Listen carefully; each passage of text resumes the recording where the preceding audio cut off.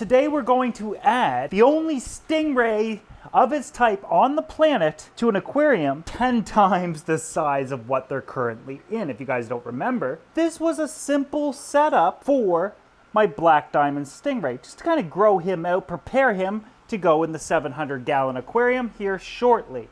But then, of course, this guy, or should I say girl, was insisted upon coming to me. This is an albino black diamond stingray hybrid that was literally born with no eyes. She doesn't act like other stingrays, and she's certainly going to need some very specific and strategic care.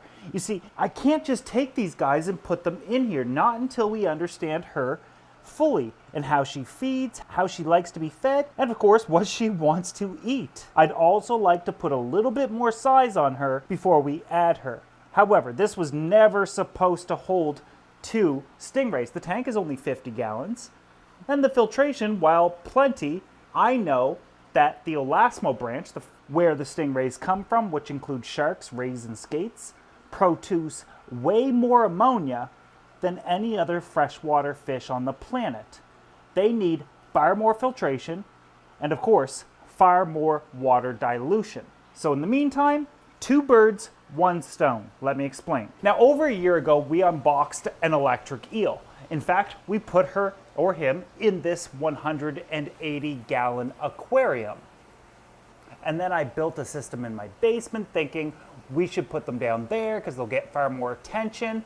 But they simply didn't. And then I thought, well, of course, maybe the electric eel needs a bigger aquarium because everybody says or thinks that fish need the biggest aquarium possible. So we moved it to this 375-gallon aquarium I built years ago.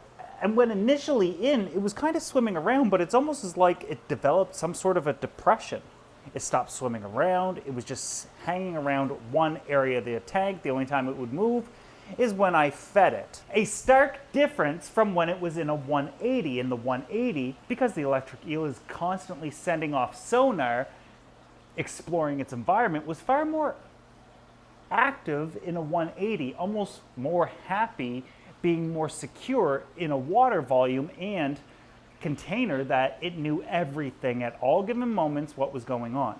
So of course I moved it to another 180, freeing up the 375, which was kind of the plan because I knew once I got this blind stingray, we're gonna need to put it in a bigger tank. So let's make the electric eel happy, plus let's give the stingrays a bigger grow out for the time being. But it can't be that simple now, can it?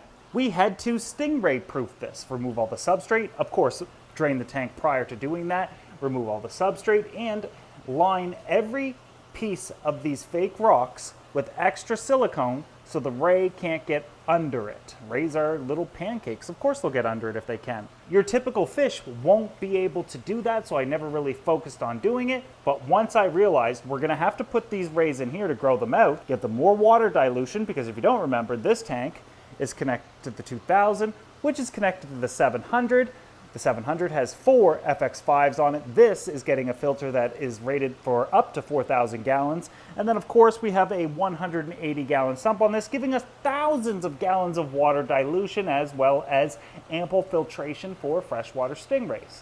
But the water parameters in here do not match the water parameters in here. Every other aquarium in this gallery is the same temperature because I heat the gallery, not the tanks. But in this tank, because it's a grow out and almost like a hospital tank, I've increased the temperature with a standalone heater to raise the metabolism of the rays to make them more hungry. The temperature in here is around 28, 29 degrees Celsius, where everywhere else is 25 to 26 degrees Celsius. I can't take these fish and drop them into the 375 because the parameters, including the temperature, are going to be abundantly different. So what I'm going to do before we move them is do a water change. I'm not going to drain out water and add fresh water. We're going to do something different here. And what will happen with this tank once it's gone, once it's empty, it's going to be Tamara's new shell dweller tank. Make sure you're following her, my wife, if you want to see that. What I'm going to do is I'm going to drop a pump in here. I'm going to suck out more than half the water. This is just leading to my sink. And once we drain half that water, or at least down to about 30% left, well, we're gonna do something genius. The best part about this system, as you can see, the pump to feed the filter is still running even though I'm doing a water change, subtracting, 60% of the water. You can also notice that the heater is at the bottom of the tank, meaning that none of my equipment needs to be unplugged during a water change, which is going to be hyper necessary when keeping stingrays. Doing lots of big water changes is of course needed. But you'll also notice that that type of heater has a plastic cage around it, protecting the rays and or scaleless fish from the heater itself, which is super necessary when keeping rays. The heater needs to be covered because the rays will go towards heat and wrap themselves around it, and their super sensitive and exposed bellies will of course get burned. Now, I've seen a tremendous amount of new YouTubers keeping stingrays, and the first thing that I see is an exposed heater within their aquarium, and as soon as I see that, I discount them immediately. That's day one stuff. Do not teach how to keep stingrays if you don't know the very basics about them. Pew, pew, pew, shots fired. I don't care. I never taught them to do that. Now, what is the super genius way that we're going to make sure that these guys are going to be okay in the 375?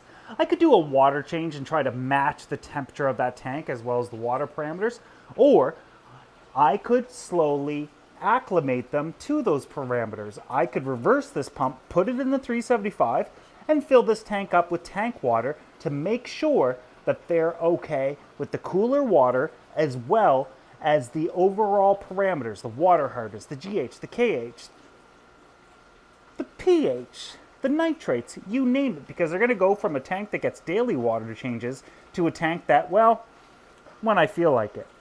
So now we'll watch in real time what actually happens. But what I have to do in advance is shut the heater off and the filter to see how they'll react. As we fill this, water temperature is going to drop. They might be exposed to higher nitrates.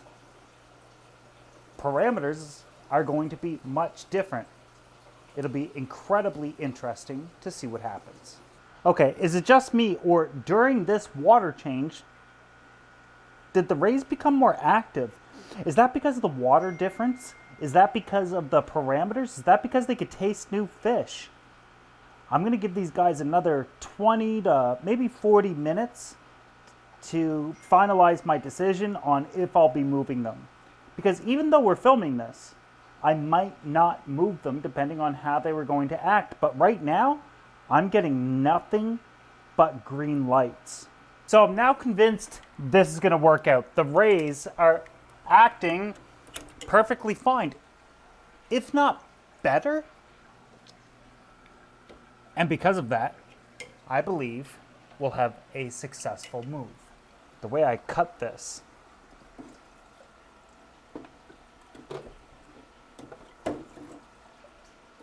so that the rays could never remove the lid. But I couldn't remove it either. Oh, geez.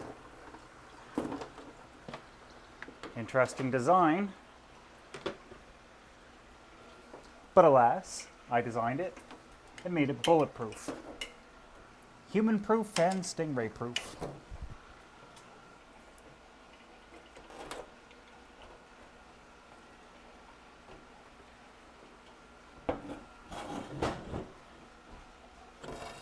Oh, still have enough light to see the rays. See the way I cut this? Very cool, eh? Nothing would get out of this, including evaporation.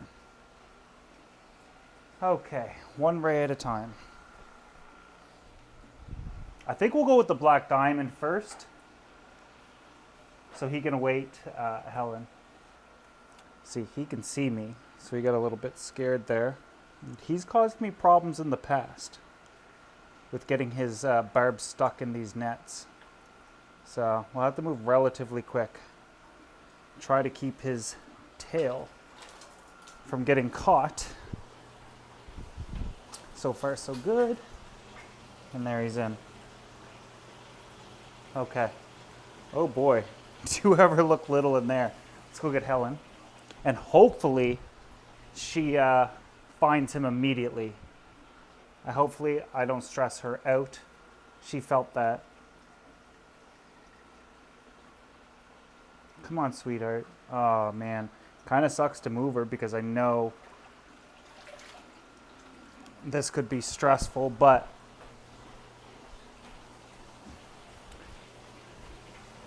hopefully she swims right over to be with him. Go on, baby. Go find him. He's right there. No, no. Go find her. So both rays are now in there. No death curl, no issues, nothing like that. She's kind of exploring her new home. We'll see what happens in the coming days. And some of you might have said, why would you move them when they were doing perfectly fine in the 50-gallon? And obvious reasons. They can't live in the 50-gallon aquarium forever. We can't take those types of chances. We might come out one day where both haven't passed their food in a few days, and then one day they create so much ammonia in the aquarium it caused some sort of mini cycle, yet I'm out of the country or something like that. So this will be, like I said, a super necessary thing to do. With that said, we can see underneath her disc, I believe she's going to be just fine in here. And a tremendous amount of time to grow out. Black diamonds are absolutely gorgeous in their own right, but I cannot take my eyes off of her. Imagine when they're doing absolutely glorious and they go into this tank with a black bottom, all of these Oscars, and of course the Asian arowanas swimming or hiding behind there, but it's similar to this albino that just kind of pops in this tank. So we'll see what happens in due time, and if you want to see any of that, make sure you give this video a thumbs up, subscribe if you're not already, and of course I will see you guys in the next video.